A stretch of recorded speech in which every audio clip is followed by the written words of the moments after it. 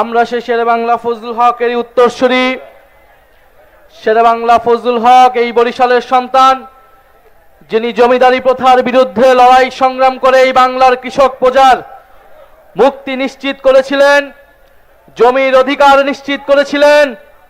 আমরা 24-এর এই তরুণ প্রজন্ম ফ্যাসিবাদী ব্যবস্থার বিরুদ্ধে লড়াই সংগ্রাম করে বাংলাদেশের নাগরিকের অধিকার নিশ্চিত করার জন্য কাজ করে যাচ্ছি। প্রিয় বরিশালবাসী, আজকে 11 দলের এই মহাসমাবেশ, আমরা অনেকগুলা বিভাগ ঘুরে ঘুরে আজকে বরিশালে জড়ো হয়েছি। সর্বশেষ আমাদের ঢাকায় মহাসমাবেশ অনুষ্ঠিত হবে, তারপরে প্রত্যেকটা জেলা প্রত্যেকটা উপজেলায় আমাদের এই কর্মসূচি চলমান থাকবে। এবং এর মধ্যেও সরকার যদি গণভোটের রায়ের আলোকে জুলাই সনদ বাস্তবায়ন না করে, তাহলে গণ আন্দোলন এবং গণ অভ্যুত্থান পর্যন্ত যেতে আমরা বাধ্য হব।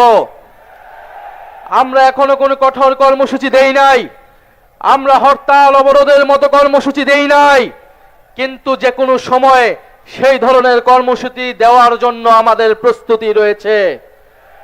আমরা বাংলাদেশে এই মুহূর্তে এই ধরনের রাজনৈতিক কর্মসূচি দেওয়ার পক্ষে ছিলাম না, কিন্তু সরকার এবং প্রধানমন্ত্রী তারেক রহমান ক্রমশ পরিস্থিতিকে সেই দিকে ঠেলে নিয়ে যাচ্ছে।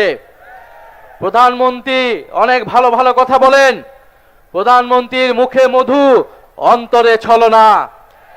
কারণ আমরা দেখলাম যেই গণভোটের পক্ষে, যেই জুলাই সনদের পক্ষে তিনি হ্যার প্রচারণা করলেন, নির্বাচনের ফলাফলের পরে 70% জনগণ গণভোটে সংস্কারের পক্ষে রায় দেওয়া সত্ত্বেও তিনি জুলাই সনদ বাস্তবায়ন করছেন না।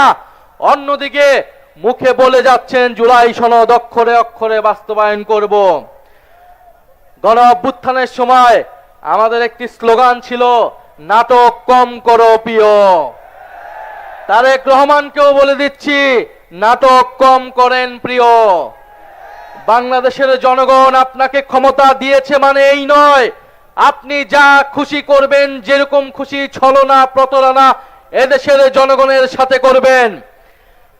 বিএনপি গত 16 বছর গণতন্ত্রের জন্য লড়াই করেছে, কিন্তু দুঃখের বিষয় 5ই আগস্টের পর থেকে তারা গণতন্ত্রের বিপক্ষে লড়াই করে যাচ্ছে।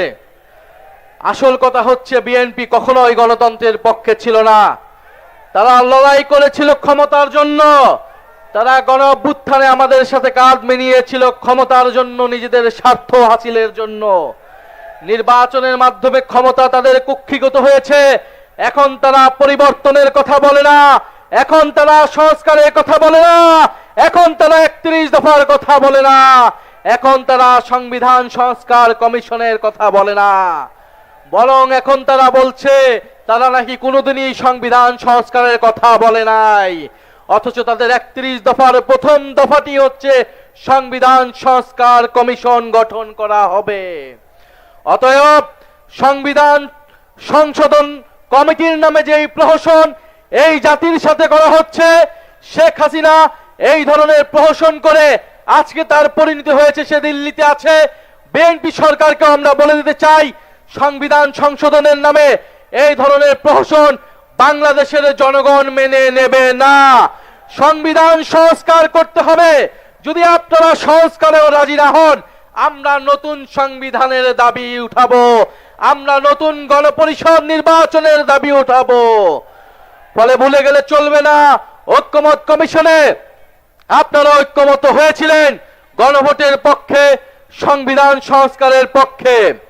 প্রিয় বরিশালবাসী, আমরা জানি বরিশালে কর্মসংস্থান নাই, বরিশালের মানুষ ঢাকায় গিয়ে অনেক কষ্ট করে জীবন যাপন করে। বিএনপি সরকার তাদের ইস্তিহারে বলেছিল 18 মাসে তারা 1 কোটি কর্মসংস্থান নিশ্চিত করবে। 5 মাস হয়ে গিয়েছে, কয়টি কর্মসংস্থান নিশ্চিত হয়েছে? কয়টি চাকরি নিশ্চিত হয়েছে? হয়েছে চাঁদাবাজি নিশ্চিত হয়েছে কিনা? কার্ড হয়েছে কিনা ছাত্র দলের যুব দলের? কর্মসংস্থান নিশ্চিত হয়েছে, সাধারণ জনগণের নয়, চাঁদাবাজদের, ছাত্র দলের, যুব দলের, শ্রমিক দলের, কৃষক দলের কর্মসংস্থান নিশ্চিত হয়েছে। সাধারণ মানুষের কোনো কর্মসংস্থান নিশ্চিত হয় নাই প্রিয় বন্ধুগণ।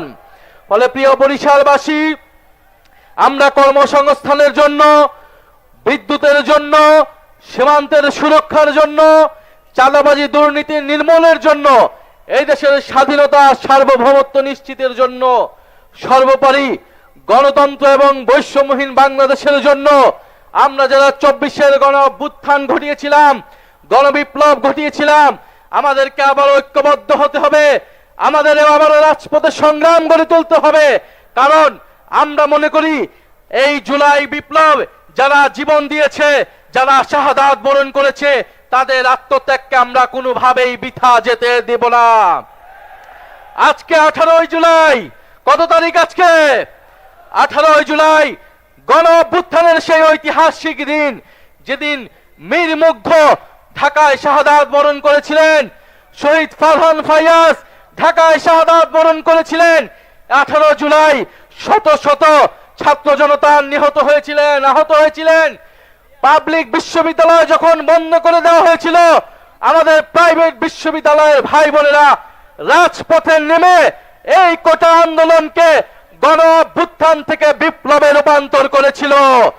আমরা আজকের সেই সমাবেশ থেকে আমাদের সেই প্রাইভেট বিশ্ববিদ্যালয়ের শিক্ষার্থী ভাই ও বন্ধুদের যারা শহীদ হয়েছে, যারা আহত হয়েছে, তাদেরকে আমরা শ্রদ্ধা ভরে স্মরণ করছি এবং আমরা ওয়াদা করছি আমাদের এবারের লড়াই, এবারের সংগ্রামে সংস্কারের পক্ষে, বিচার নিশ্চিতের পক্ষে আমরা সেই প্রাইভেট পাবলিক মাদ্রাসার শিক্ষার্থীদের, সেই শহীদদের আত্মত্যাগকে ধারণ করে এবারে আমাদের সফলতা আমরা অর্জন করব। জুলাই সনদ বাস্তবায়ন হবে, শেখ হাসিনা সহ গণহত্যাকারীদের বিচার নিশ্চিত হবে, দেশ থেকে দুর্নীতি বিলোপ হবে, আমাদের সীমান্তের সুরক্ষা নিশ্চিত হবে, দেশের সার্বভৌমত্ব নিশ্চিত হবে। দিল্লি কিংবা কোন দেশের তাবেদারি বাংলাদেশের সরকারকে, বাংলাদেশের রাষ্ট্রকে আমরা আর কোনোদিনই করতে দেব না। বরিশালের মানুষ ঐক্যবদ্ধ হন। বরিশাল থেকে যদি গণজাগরণ তৈরি হয়, ইনশাল্লাহ বাংলাদেশের প্রতিটি পথে প্রান্তরে এই বিপ্লব ছড়িয়ে যাবে।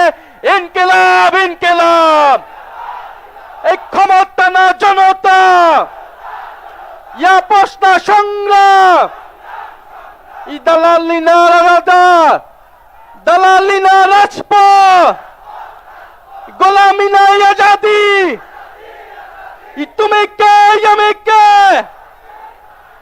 আমরা সবাই হাদি হব, এই যুগে যুগে লড়ে যাব। ইনকিলাব, ইনকিলাব।